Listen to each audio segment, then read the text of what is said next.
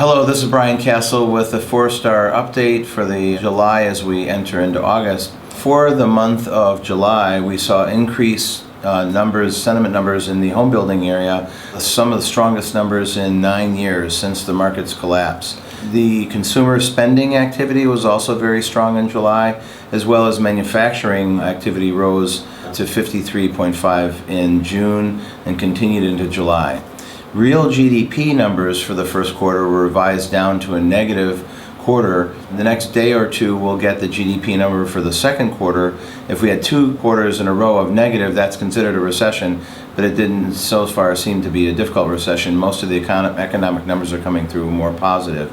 The big story for the month is China showed positive numbers for June, but yet their markets are collapsing, and we'll talk about that as we discuss the stock markets.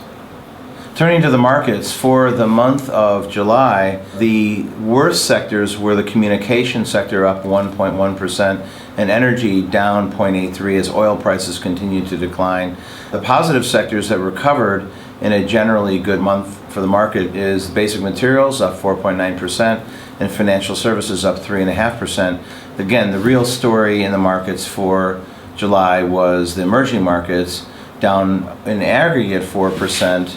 While the international developed markets were strong, China continues to collapse in their financial markets. We're not sure what that's signaling, but it's clearly a serious problem in China. That was what we talked about last month. We'll see how it plays out. So back in the early 90s, when President George Bush was asked about the Saddam Hussein invasion, he said, "What is it about August? Strange things always happen in August." So going into August, people are going to the beach, everyone's on holiday in Europe, and we'll see what things look like at the end of August.